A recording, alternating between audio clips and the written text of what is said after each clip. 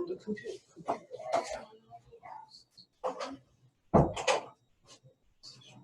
Shortly. And this.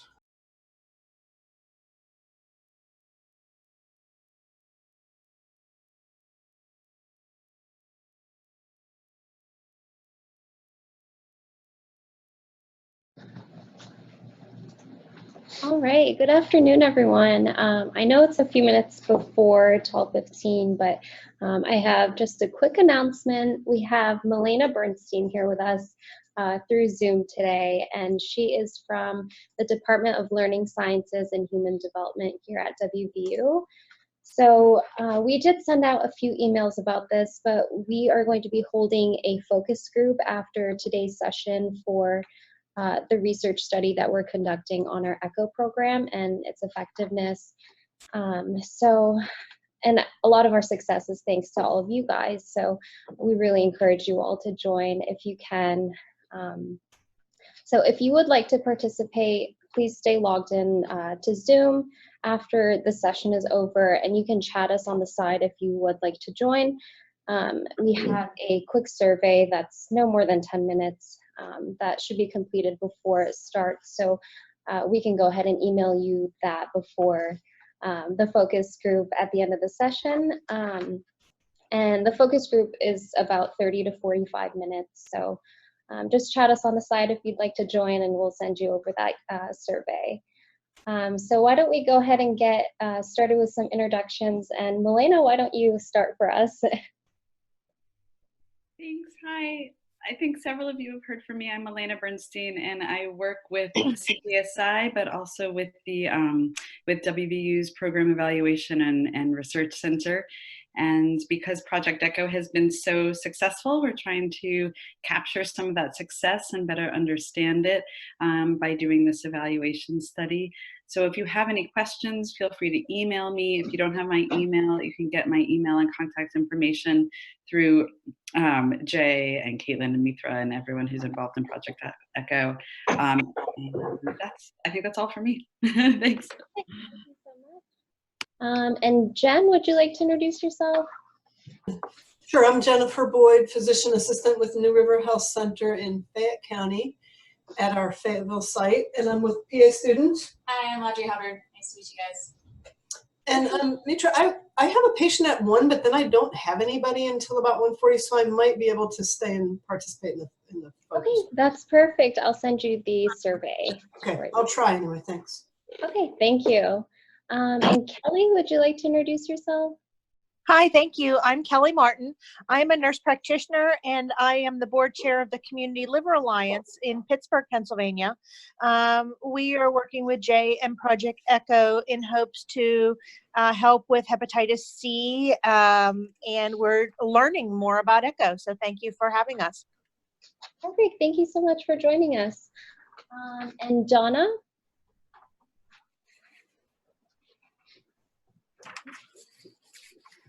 If you have some audio issues, you can go ahead and chat us on the side as well. And Tracy? Hi, I'm Tracy Thornspear. I'm a nurse practitioner with Williamson Health and Wellness. Perfect. Thank you so much for joining us. And Dee?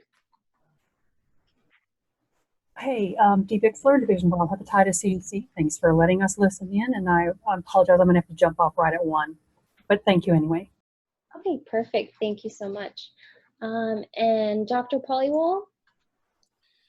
Hi, this is Dr. Himanshu Paliwal. I'm working at Fairmont Clinic at Fairmont. Perfect. Thank you so much.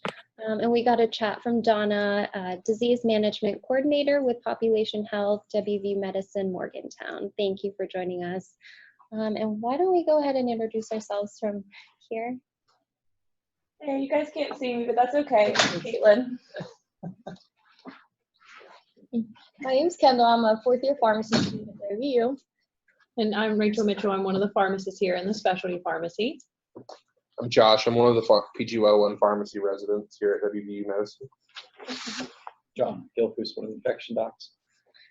Hi, I'm Mitra Motasha, Project ECHO Coordinator. And I'm Carolyn Kidd with the Mid-Atlantic AIDS Education Training Center. I'm Chris Hale, pharmacist at Rational Drug Therapy. And I'm Jay Mason, the Project ECHO director. All right, perfect. So why don't we go ahead and get started with the case. Dr. Pollywall, if you are ready, I can pull up your case for you. Yeah.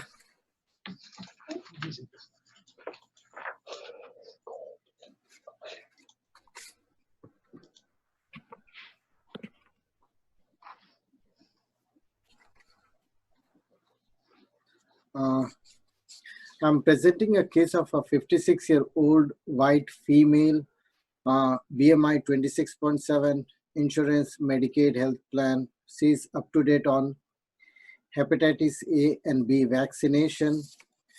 The labs are in front of you. I mean, the CBC and liver function test are within normal limit, except for elevated alkaline phosphatase, if you can see.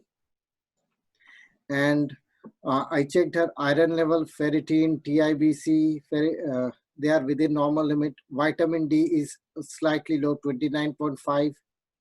AFP is 3.8. HIV test negative. She's HCV genotype 1A. Viral load, the latest one is like 5 million. Fibrosis marker is 0.3. Her GGT is 26. She is negative for hepatitis B surface antigen and core antibody. APRI is 0.2. Child pug score is A and MELD score is 7. Apart from all this, in terms of the physical finding, I mean, she has other issues of like COPD, depression, hypertension, low back pain with sciatica symptoms, nicotine dependence, and she was opioid dependent in the past, and she still used marijuana occasionally. Actually, she came to me almost like more than a year ago to establish care, and she moved here from, I think, Missouri, and she wanted to get her medication refilled. She does not have any concern as far as abdomen or liver is concerned. Her main problem was mainly low back pain with radiculopathy. At that time, review of the old record revealed that she was first diagnosed with hepatitis C in January 2018. And she was referred to WVU-ID for the treatment, but at that time she was lost to follow-up. Non-compliance is one of the big things for this patient. I mean, currently she's on medication, cyclobenzaprine, lisinopril, Seroquel, and ProAir as needed. And I didn't mention the mode of transmission. Yeah, I mean, she's not sure, but it's probably with the IV drug abuse is the possible way of that hepatitis C transmission. And she is as such alcohol and opioid free for many years, but she still used marijuana occasionally. And she was previously on gabapentin for her sciatica pain, and because she wanted to be on opioid because she was in the past for her back pain, I referred her to a pain clinic at Bridgeport, and there she failed drug screen because of marijuana. She lied to them. Okay. Now, going back to the lab, I want to, regarding her hepatitis C viral load, okay, it was approximately 1 million in 2018 when it was checked in WVU. Last year, this hepatitis C viral load was around 7 million. And when I checked in recently, around December 2019, it came out to around 5 million. Another interesting thing is that her alkaline phosphatase, let me just pull up her.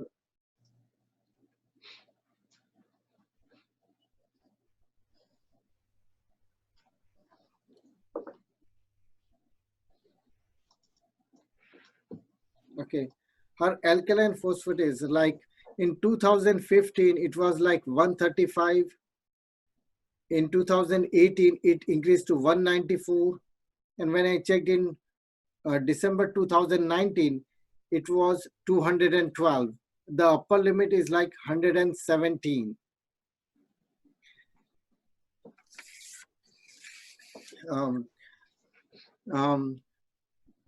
I mean, my main question for the group is, she has this elevated alkaline phosphatase. I did a GGT to see if it's of liver origin, and it is normal. I even did a bone scan on her to see is there is this elevation is due to something going on with her bones, okay, like any kind of tumor, and it was negative. Otherwise, the patient is quite up to date on her regular health maintenance. I forgot to tell that her liver ultrasound was normal too. Okay. It has some, just a second, let me pull up the liver ultrasound again.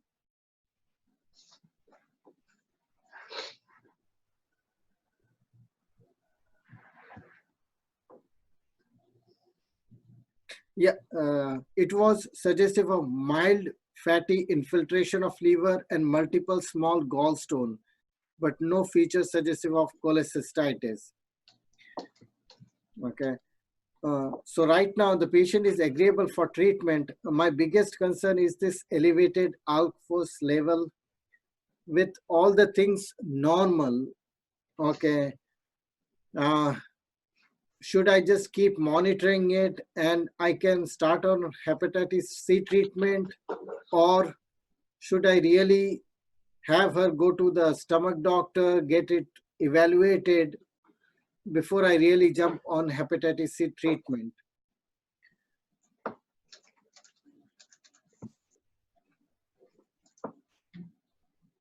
Perfect. Thank you so much for that. Were there any questions or comments about that case? Anyone out there? Now we have a chat from Gregory Peters. He says, consider smoking as the cause of elevated ALK phos. She might also qualify for a low dose CT of her lungs. Donna also says, oh, sorry about that. It's just some attendance, but yeah, are there any comments or questions about the case? The patient had LDCT and it was normal. Thank you for the feedback.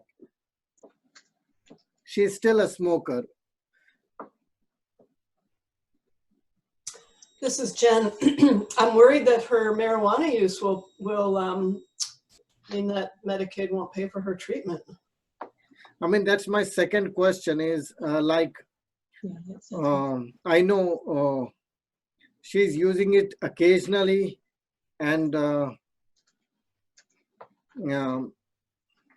I don't know, I really have to wait for the treatment, or should I have to really force her to stop it? Because I have talked to her in the past and it is difficult.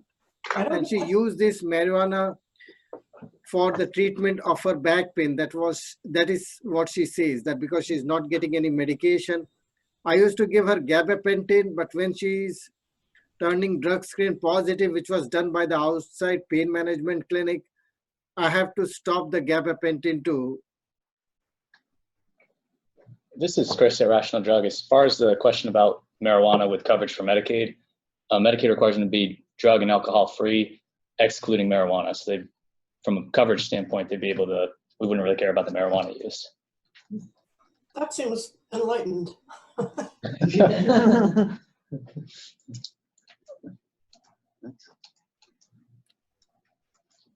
Cool. Should I go?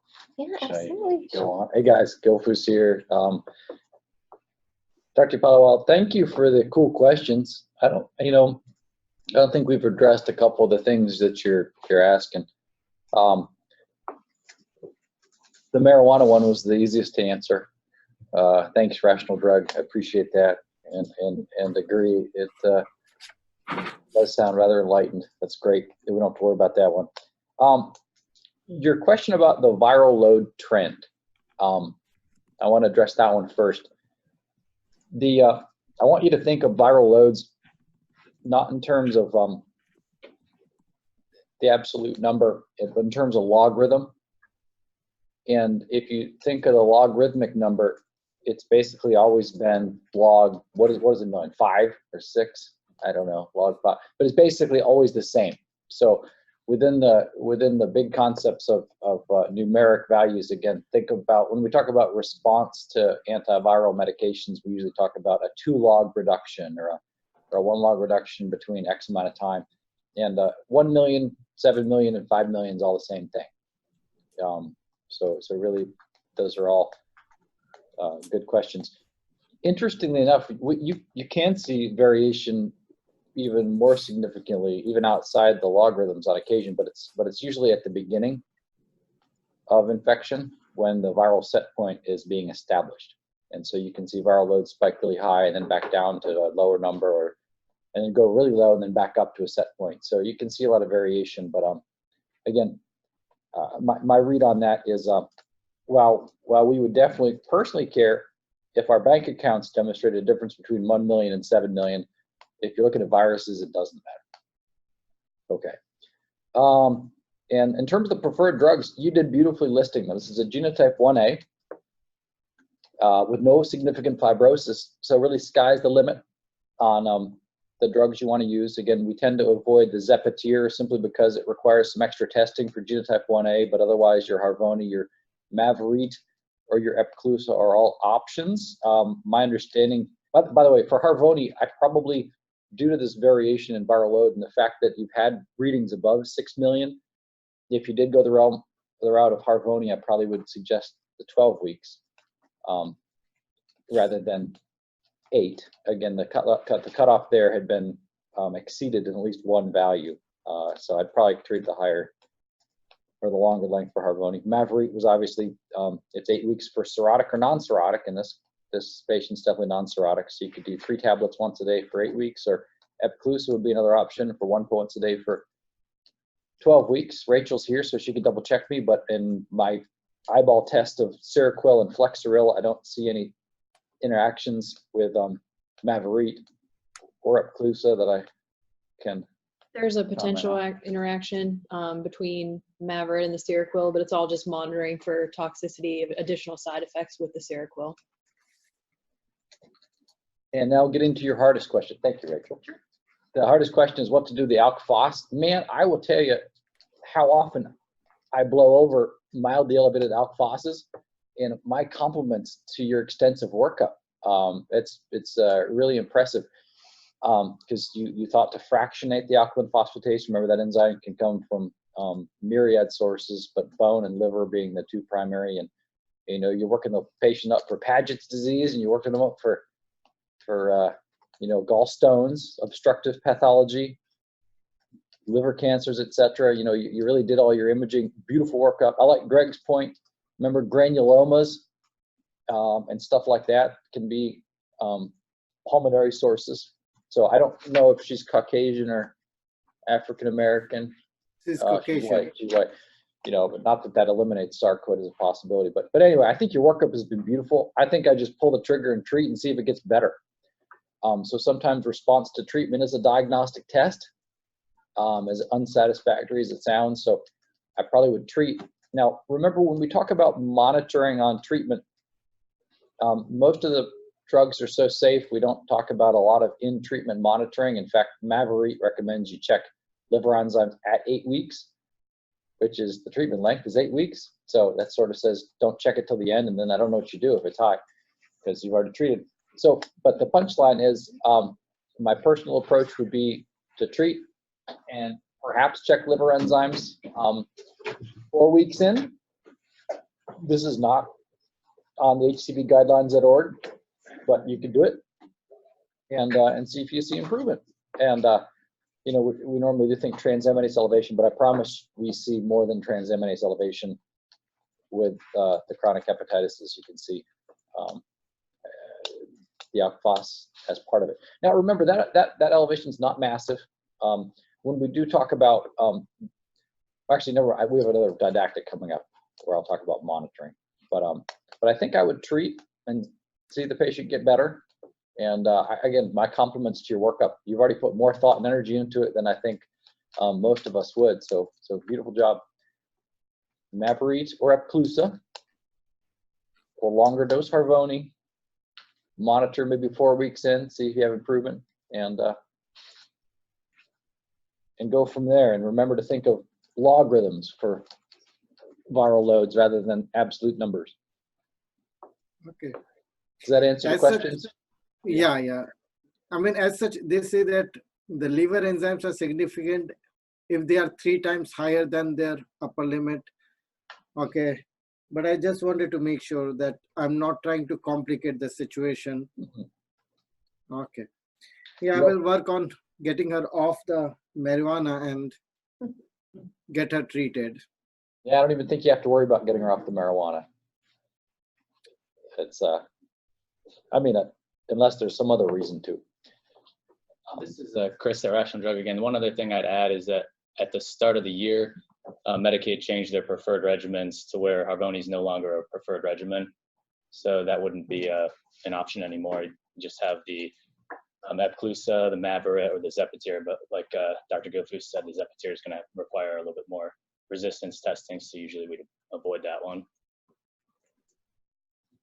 So you can offer the patient what they would rather do, take 3 pills once a day for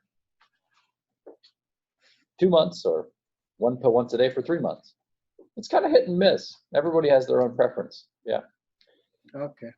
And then our hepatology just came in, and I didn't know if you had any particular advice on he's done a beautiful workup for the alkaline phosphatase elevation, very mild alkaline phosphatase elevation, including bone scans and fractionation and liver imaging, etc. And I didn't know if you had any other specific advice. GGT is not elevated.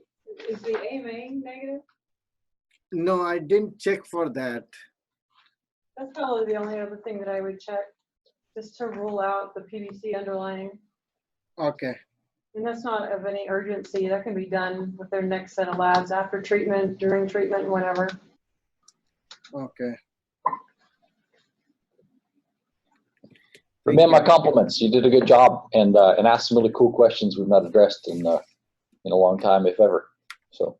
Good. Hey, John, real quick, when you're going through the authorization process for Mavorite as one of the new preferred regimens, on the when you're doing that, it asks for why they are ribavirin ineligible as like kind of one of the things to get it. But yeah. There's nothing. I mean, there's not. I mean, I just have handwritten in some stuff for why ribavirin sucks, but like I haven't really. I mean, I haven't like I'm not marking any of these particular boxes. They've been approved. I mean, is that kind of what everybody does? Is we just you say why we don't want to give them the inferior treatment? Like, is that really, I mean, I feel like I'm missing something plainly obvious. Just put NA. I mean, I know, yeah, or not on formulary, or I mean, I think a few regimens as you get to more like advanced disease and certain genotypes, Medicaid would prefer like the 12-week with ribavirin, right? If that's like the only option versus an extended 24-week course. But for like your typical genotype 1A patient, like the one Dr. Pollywall had here. Yeah, that's exactly what these are both like 1A. I mean, these are no cirrhosis. I mean, it's just, I just wasn't sure if there was something I was missing as to why I would need to justify not putting them on. I just put not applicable and I don't get questioned. Okay, we'll just do that. All right, awesome. Thank you. Thank you, everybody. Good job. Are there any other comments or questions? Perhaps you've seen similar cases at your clinics.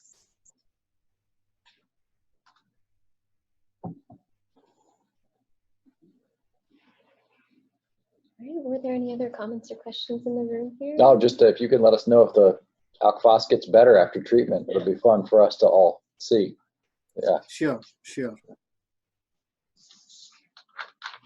All right, perfect. Thank you so much for that case, and thanks everyone for the recommendations and everything. So why don't we go ahead and move on to the didactic. Dr. Gilfus, I can pull it up No, I'm kidding. Anytime you're ready. Oh, man.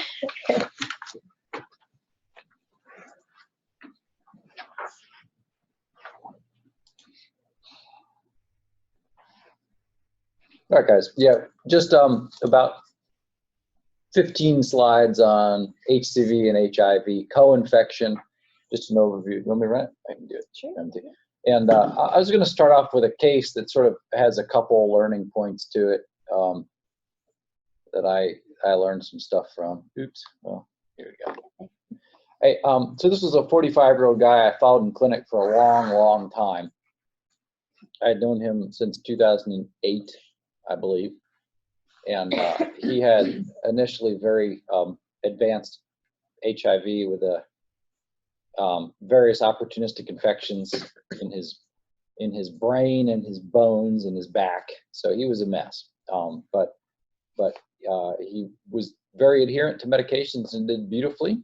And over time, immune reconstituted, CD4 count recovered, and he got back to work and was the picture of health, working out in the gym constantly, being just a healthy 45-year-old guy who just as you can see on the labs here, I was sort of seeing him every 6 months. So I do on routine labs that we do for our HIV positive patients on treatment, we just do basic blood work to monitor for medication toxicity, etc., such as CBCs and creatinines and liver enzymes. And his liver enzymes had been normal. I could have paged back about 6 years of normal liver enzymes. And then on 6-month laboratory evaluations in December 2013, we started seeing these liver enzymes that had been previously normal be impressively abnormal. And as I tend to do whenever I get a lab I don't like, rather than think about it, I just repeat it. And so I repeated it 2 weeks later because I was hoping it was just an aberrant lab and it looked worse. And so then I had to talk to the guy and try to figure out what was going on. And so what we did, you can see as part of the workup on the 27th, we did hepatitis C antibody testing, which is reactive. You can see back in 2008, which was the only time we tested him previously, it was negative. I'm going to talk about some of the potential downfalls of having not retested him at some point in between that time period. But so we confirmed that he had developed hepatitis C. His viremia was positive. Did something really weird. I included this on here because this is without treatment. The exclamation points mean it was detectable and then becomes undetectable. This was on his own. So a gentleman had sort of an acute hepatitis that cleared, but didn't really. So you've probably heard Kaylee say and myself say that you don't want to very quickly tell someone they cleared infection after, in the really acute setting, you want to confirm that it stays cleared over time. And you know, I remember having the guy come in January and saying, hey, I think I have good news for you, but I'm not sure yet. And you can even see on his liver enzymes, he did actually have normalization of its transaminases, but then they went back up on their own. And this was just the fact that he didn't really clear. In talking to him, he had a very defined risk factor around October of 2013, and it was a new sexual partner, a one-time exposure to a gentleman he didn't have any known knowledge of his status, whether he was Hep C or HIV or anything positive. So it was not ongoing or repeated transmission. It was just he didn't really clear it. So kind of some cool parts of this case I liked. It's a good learning case for me, and we'll talk about a few things I probably could have done better. But eventually we got him treated. You can see he stays viremic until we get him on antiretroviral therapy. I'm sorry, wrong word, on direct-acting antiviral therapy. And he becomes undetectable and he's now cured. So some of the themes we'll talk about for HCV and HIV co-infection is that it's not uncommon.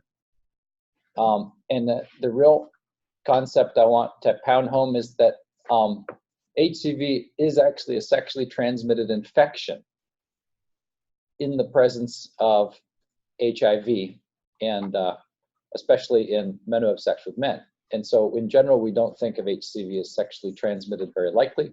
Very, very, very low percentage points, which we always mention, but it actually is a genuine STI in the setting of MSM and HIV positivity. The other place that we'll talk about some unique themes is perinatal transmission becomes more common. And I bet you everybody in the room could have guessed this. If you're HIV positive and you have HCV, it's not good. You have accelerated rates of liver damage. And traditionally, up until the direct-acting antiviral medicines, we hated treating patients with HIV and HCV co-infection with interferon and ribavirin because they performed even more poorly than the traditional patient population. So you took a drug that already was crappy and you made it worse. And now our new direct-acting antivirals perform very well, but there's still issues with drug interactions, and actually quite a few problems with drug interactions. So those are the themes. If you want to pay attention to only one slide, that's it. If you remember all that stuff, now everyone can eat lunch and forget. So I mentioned that it's common. So co-infection is common. How common? It really depends on the population you look at. And of course, the reason is because similar routes of transmission, possibly, if the risk factor is IBDU or even MSM, as I mentioned. So you can see that the rates are quoted as somewhere around a third of people. But if you are in an area, and remember, HIV is not a single epidemic, it's little micro epidemics. It's different in northern West Virginia than southern West Virginia. In southern West Virginia, I would say that it's a much higher incidence of co-infection of HIV and HCV. Whereas here in northern West Virginia, we do not have 30% prevalence in our patient population. So it really varies on what the primary risk factor for HIV is.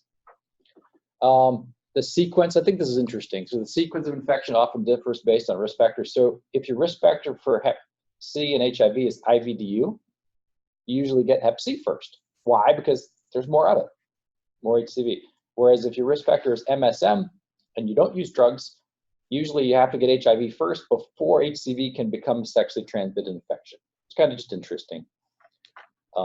Ask questions or stop me if it doesn't make sense.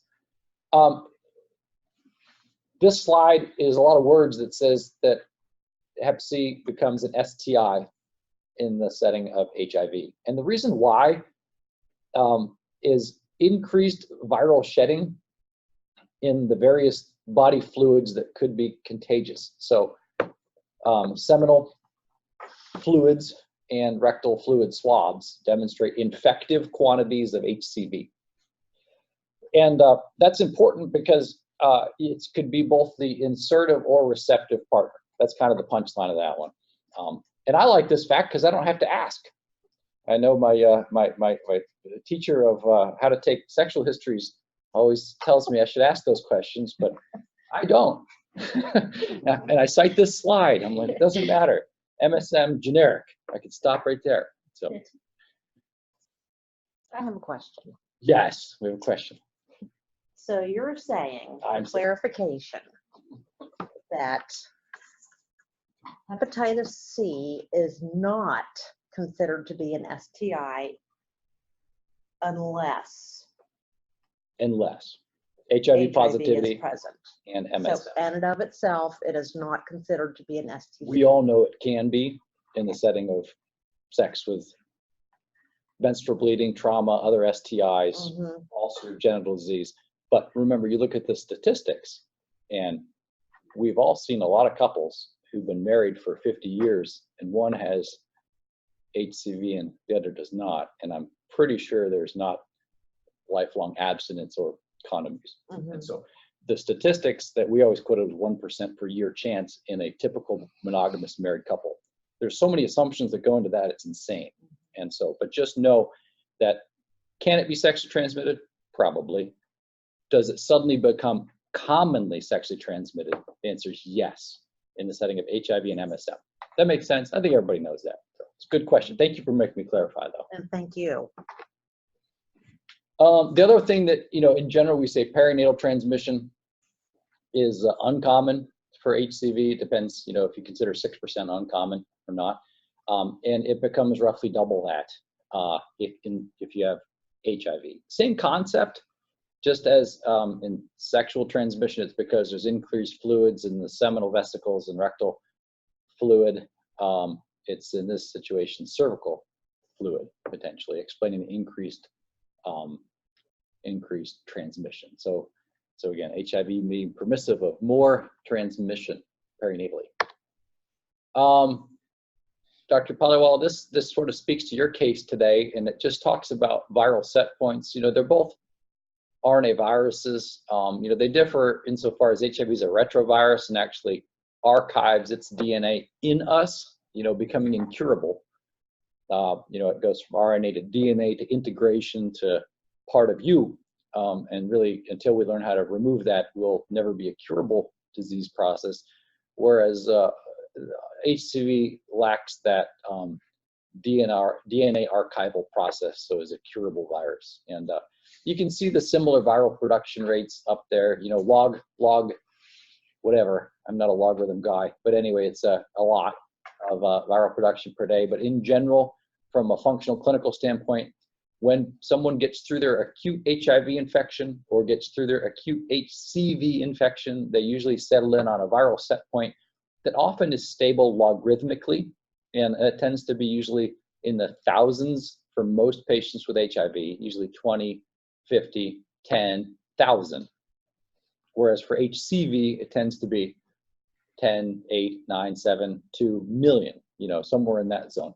And obviously there's exceptions to all those. I've seen HIV set points in the millions, and I've seen HCV set points in the hundreds. And so there's obviously variation from person to person. Some of that's genetic, probably a lot. Some of it's timing of initial interventions and et cetera. But anyway, those viral set points are just a characteristic of the patient and their relationship with the virus. A couple interesting things. So what is all this stuff saying? Oh, basically, like you'd expect, if you immunosuppress somebody with HIV, it could make your HCV more poorly controlled. So this is saying that there's some virologic mechanism whereby HCV increases after HIV infection. And the lower your CD4 cell counts, in other words, the more immunosuppressed you are, the higher your HCV viral loads. And I don't know what to do with this information, but it says there's even more HCV mutation rates. So that has not translated into therapeutic failures, fortunately, with regard to the direct-acting antivirals, but just an interesting fact. I bet all of us would be able to predict this, that co-infected patients have higher rates of fibrosis progression compared to those who don't have HIV. And we're not sure why. Maybe it's just we have a less profound immune response, or maybe we actually have an increased pro-inflammatory condition. We know that inflammation and scar tissue formation is all a big cycle, and there's more just generic inflammation in HIV-infected patients than those who are not.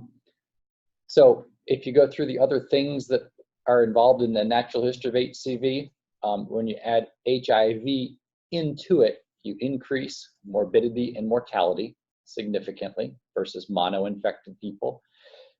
During acute infection, we know that somewhere between 25–30% of people will normally clear their HCV infection. But if you have HIV, that number goes down to less than 10. So significantly decreases. One of the scariest things that happens, again, is this rate of fibrosis progression. And again, anecdotes are fun, so I'll give you one.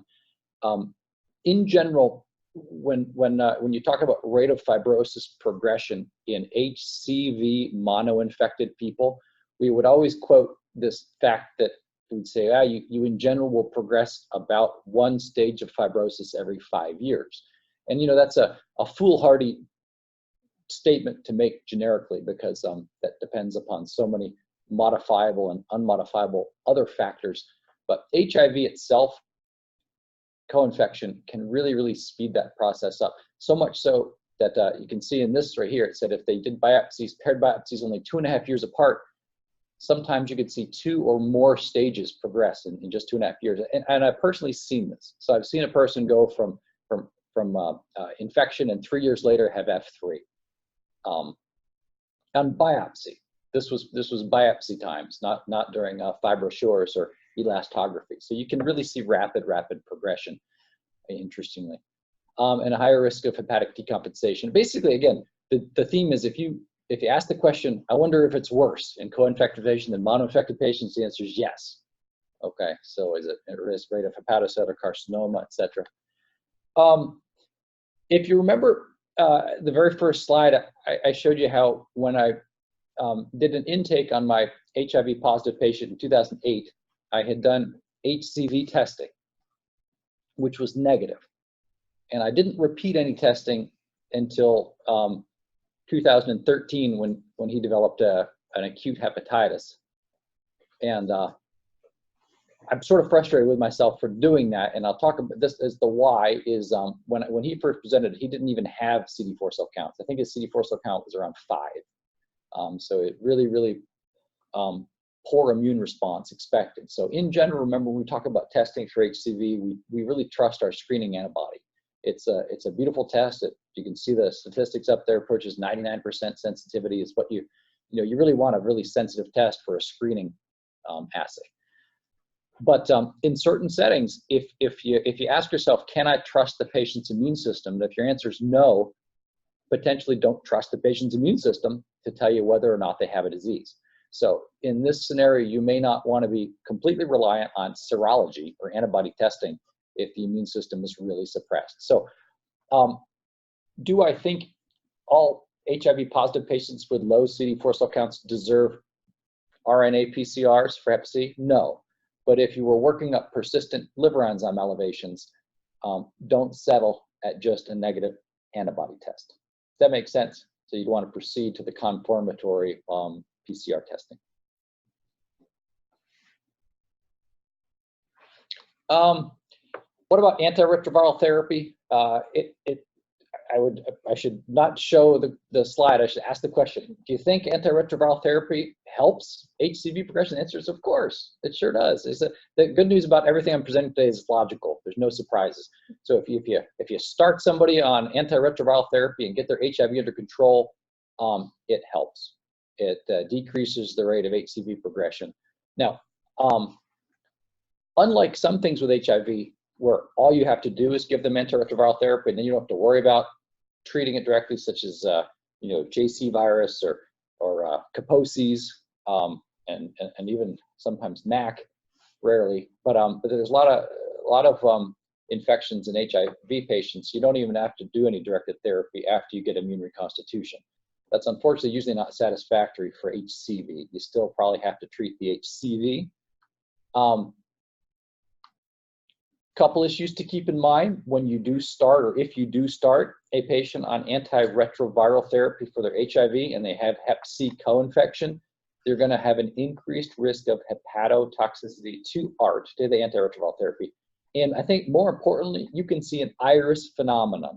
So remember, IRIS phenomenon is that thing that stands for immune reconstitution inflammatory syndrome. And the idea is, as you reboot the immune system with antiretroviral therapy, you can sort of have an inflammatory reaction to any previously unrecognized infections in the body that the body couldn't react to, and it didn't have an immune system, a functional immune system. And so we've absolutely seen IRIS, this inflammatory reconstitution syndrome, to Hep C. And how it presents is basically an acute hepatitis after you start antiretroviral therapy. It's a hard differential to work up, because is it medication toxicity? Is it IRIS? Is it a new infection? Hep B, Hep E, Hep A? Those are all the things you have to go through. But more times than not, we've seen previously unrecognized Hep C, reboot the immune system, massive transaminitis, and then resolution with time. You don't stop the antiretroviral therapy, you just work it up. Has anyone seen this, by the way? Anybody out there seen a patient go through early initiation of antiretroviral therapy and seen them go through IRIS to a hepatitis? It's happens. It's probably one of our more common irises that we see nowadays for HIV. So what's new with treatment? The old days I mentioned, it was terrible. Remember, you took interferon-based regimens that in general, and best performance for the average genotype was about a 50-50. So it was about a coin flip. And then you introduced HIV positivity, and you reduced that number. We used to quote people like 10 to 30%. We'd say you got a 10 to 30% chance. And boy, was it hard to get HIV positive patients through 48 weeks of interferon and ribavirin. It was a huge challenge. The most profound cytopenias I caused were in those co-infected patients because HIV tends to be a relatively cytopenic-inducing virus in general, and so it was a challenge. I'm glad we're not there anymore, so who cares, right? It doesn't matter. It's old news. Now, how about with the direct-acting antivirals? The great news is HIV is almost a non-issue with regard to predicting response rates, and so our patients with HIV and HCV should be equally curable to mono-infected patients. The only issue is drug interactions, and these are actually kind of a lot and complicated, really. But I've pulled up this slide from hcvguidelines.org, and if you go down to the management of unique and key populations, there's a whole section. Where is it? Where's HIV? I can't see it. Second one down. There it is. There it is. Patients with HIV Hcv Co-Infection. And you click on this, and it is absolutely unreadably complicated because it is a laundry list of what regimens not to use together. And I would advocate not reading it ahead of time, but using it if you ever have a co-infected patient to help guide your particular regimen selection. I'm not going to read these to you, but this is an example of one of the myriad tables in there where you can look at which drugs interact. This is actually, besides PPIs, statins, oral contraceptives, and maybe antiarrhythmics and anti-seizure medicines, the antiretrovirals are right up there with probably the most common to cause drug interactions with the HCV medications. Kind of general principles is you don't want to stop HIV medications to permit HCV treatment. What you want to do potentially is try to come up with the least toxic HCV treatment you can in the setting of ongoing HIV medications. And in some rare situations, if you had a patient, this is particularly true with kidney dysfunction, you might have to transiently switch their antiretroviral therapy in conjunction with their HIV provider. Can it get complicated? Yes, absolutely. Can it be relatively simple? Sometimes. But it's absolutely something I want you to be aware of, drug interactions. Most of these drug interactions are going to come from the old protease inhibitors, but actually there's some up there that are also reducers, not just inhibitors. So you can have increased efficacy of medications causing toxicity, or unfortunately, some of these can have decreased efficacy of their antiretroviral therapy. So you want to be careful. So Rachel, do you have any particular comments on the drug interaction stuff, or you concur, or anything you've come up with? No, nothing really that simplified it other than trying to remember, inducers and inhibitors. The only other thing to note is the newer formulation of tenofovir, the alafenamide, doesn't have the risks or concerns as much as the older version. Of tenofovir, yeah. In particular, most of our medicines used to increase the tenofovir levels. So if you used almost any of the HCV treatments, you'd have increased tenofovir levels. And what does that mean to the general medical provider? That means potential risk of kidney toxicity. So, and there's a Truvada 2.0, the Descovy, the tenofovir alafenamide, and not as much of a concern at causing toxicity. So all that is good.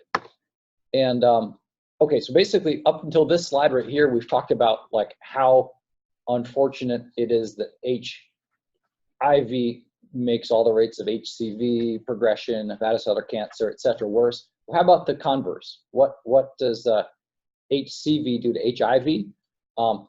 About everything you'd expect. It makes everything worse. And so it can, if you have HCV and HIV, it makes the risk of AIDS-related death and illness worse. It makes you increase mortality. It makes your CD4 cell gains slower, puts you at greater complications of sort of non-infectious related HIV issues, chronic kidney disease, bone health, cardiovascular disease. All these are chronic inflammatory complications from HIV.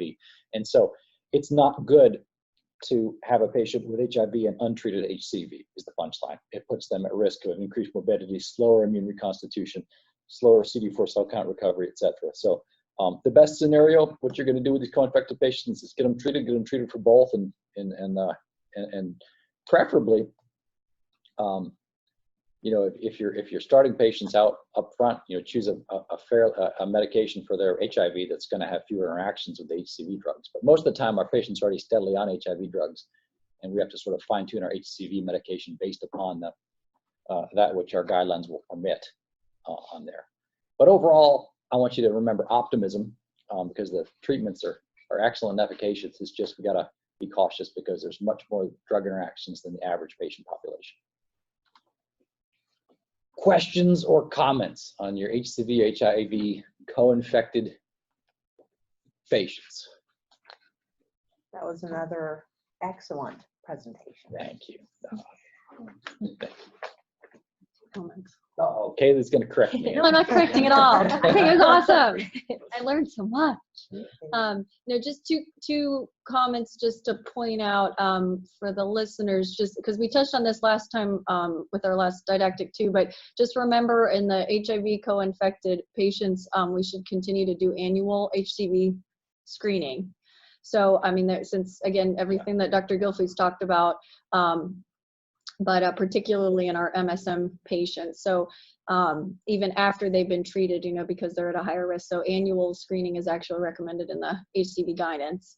And then just a side point, since we had touched on interactions with our antiretrovirals as well, is just remember with our PrEP patients, because we have a lot of HCV infected patients that potentially could benefit from PrEP, since we're using Descovy now with our male PrEP patients, again, that may not need to be held or kind of monitored more closely if you're treating HCV. Whereas with Truvada, we were kind of considering maybe they would hold it if they weren't at particular high risk at that point in time, or monitoring the renal function particularly closely. Great point. Yeah, I brought this slide back up because you can see my failure I probably should have been screening this guy more routinely. It would have been at least fun or pertinent to document his HCV negativity after he immune reconstituted. But don't know. Probably would have been smart. But he did actually probably just have an acute exposure in October, November. So, but fascinating. And by the way, we see this a lot. We see genuinely no other risk factors other than sex in this particular patient population. And this guy's, you know, the picture of health otherwise. It wasn't, no drugs, no funny tattoos, no nothing. So thanks for your attention. Thank and you. questions. Thank you so much. Were there any other comments or questions about Dr. Gilfus's didactic?